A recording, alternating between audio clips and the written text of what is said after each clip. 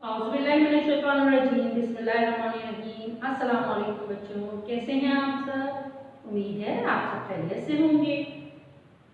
बच्चों, सबसे पहले हम इल्म इज़ाफ़े की दुआ पढ़ेंगे। इल्म इज़ाफ़े की दुआ क्या है? रब्बे ज़िदनी इल्मा, ऐ मेरे रब मेरे इल्म में इज़ाफ़ा कर।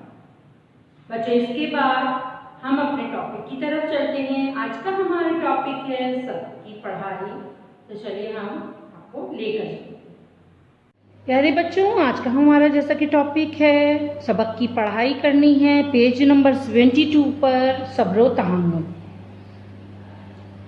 इस सबक को पढ़ाने का मकसद ये है कि आप में बर्दाश्त का रवैया पैदा किया जाए। आपको बताया जाए कि कहाँ कहाँ आपने सब्र करना है, कहाँ कहाँ आपने बर्दाश्त से काम लेना है। चलें हम पढ़ते हैं, आप समझें। सब्र, सब्र का लफ्जी मतलब है रोके रखना, थम जाना, रुक जाना, ठहर जाना। जबकि तहम्मुल का मतलब है बर्दाश्त करना, किसी चीज़ को बर्दाश्त करना। सब्र तहम्मुल से मुराद ये है कि मुश्किलात और मसाइब को इस तरह बर्दाश्त किया जाए कि ज़बान पर अल्लाह ताला की नाशुक्री के अल्फाज ना आएं। और अगर कोई गुस्सा या ज़्यादती करे आपके साथ तो उसका बदला लेने के बजाय नरमी और बुर्दबारी से काम लेना चाहिए। अपने गुस्से को रोक लेना और गुस्से के इजहार के बजाय मोहब्बत का इजहार करना ही सब्र तहम्मुल से ही मुमकिन हो सकता है। सब्र तहम्मुल की अल्लाह ताला ने कुरान मजीद की सूरह बकर की आयत 153 में अल्लाह ताला फरमाते हैं, बेशक अल्लाह सब्र करने वालों के साथ है। क्या है? बेशक अल्लाह सब्र करने वालों के साथ है।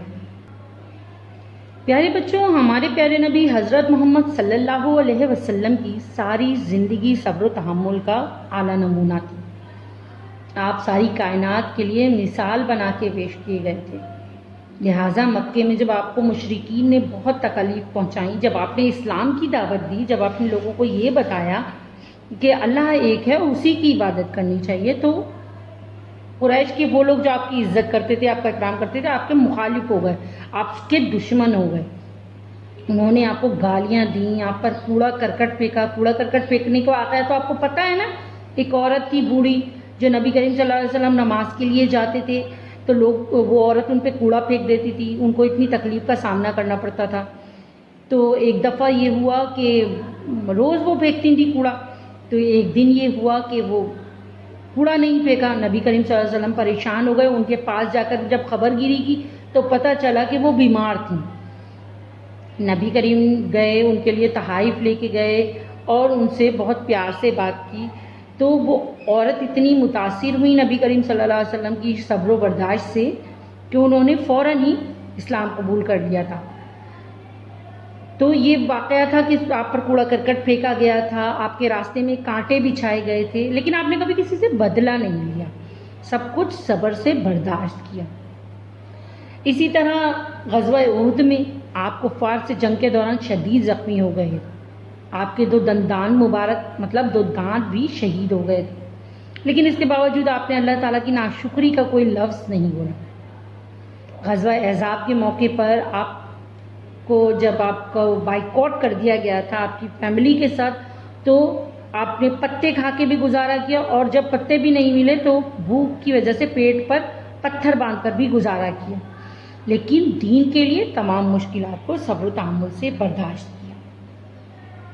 इसके अलावा जब आप ताइफ के लोगों को इस्लाम की तबलीग देने के लिए गए तो उन्होंने आवारा लड़कों को आपके पीछे लगा दिया, वो आपको पत्थर मारते थे, यहाँ तक कि इतना खून बहा कि आपका जूता मुबारक खून में भर गया था।